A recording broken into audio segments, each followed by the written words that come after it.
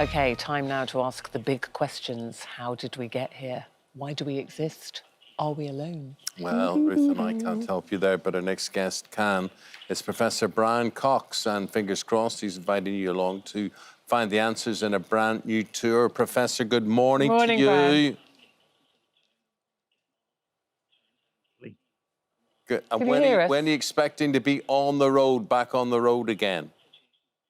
Well, we're hoping that it will be October. We'd planned this about 2 years ago in a very different world. And actually, it's an optimistic show, which I think will fit. I mean, hopefully we'll be able to all get together and go to shows by the autumn.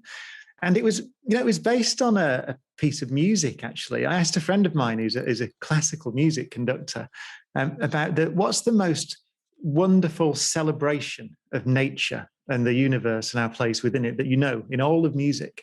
And he said, there's this piece by a composer, Sibelius, a Finnish composer.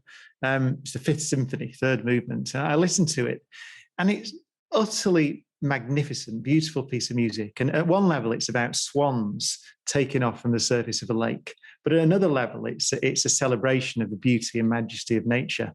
But the thing, it really relates to the time we're in, I think, because it was written in about 1914, 1915. So in the midst of the First World War, Finland was about to embark on a civil war. So a tremendous period of strife and uncertainty.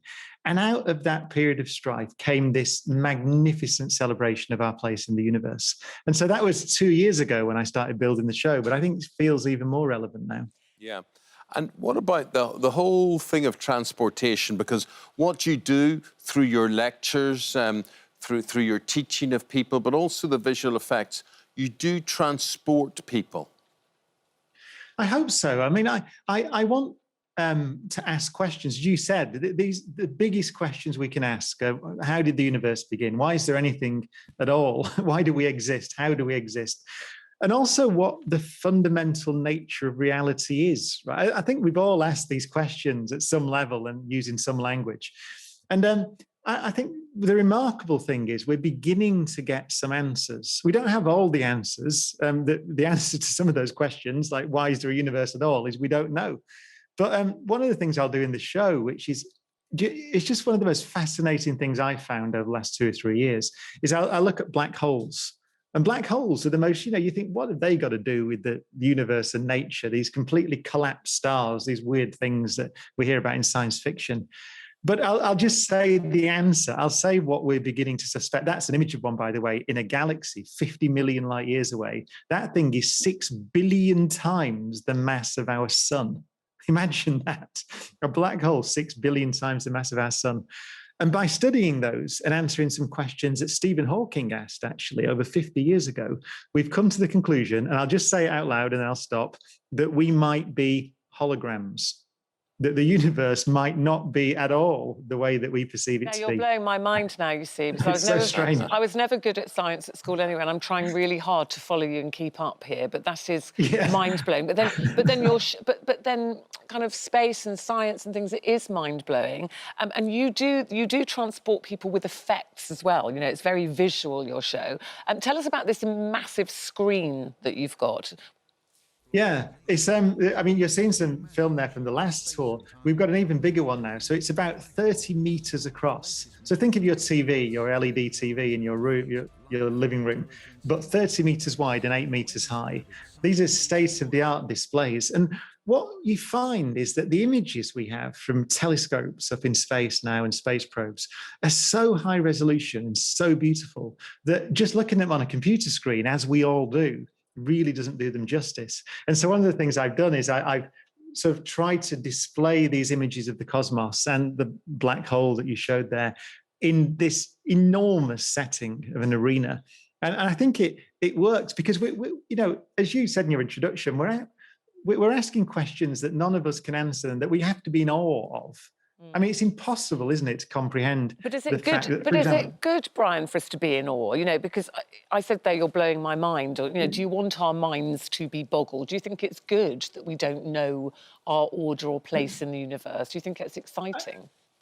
I think it's tremendously important for us to ask those questions and to know a bit. I mean, for example, there are two ideas that I think seem completely incompatible and are really important to know. One is that, we are physically insignificant. There's nothing you can say. I mean, we're on one planet around one star amongst 200 billion stars in the Milky Way galaxy, which itself is one galaxy amongst 2 trillion galaxies that we can see in the observable universe. I mean, nobody can listen to that and get a picture of it in their mind or feel anything other than insignificant. But, and this is the point of the show, if you ask the question on how many of those worlds, those almost infinite number of worlds out there in the cosmos, did atoms come together in the shape or the form that we are? Now, we're just collections of atoms. The building blocks have been around since the beginning of time. They're spending a temporary amount of time in you and me at the moment.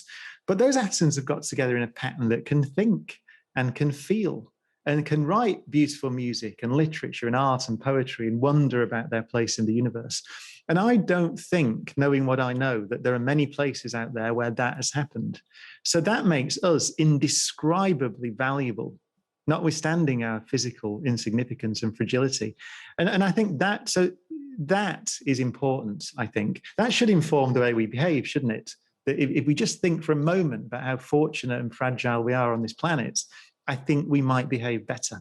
Well, you can hypothesize about many, many things, and we can guess and we can project and whatever.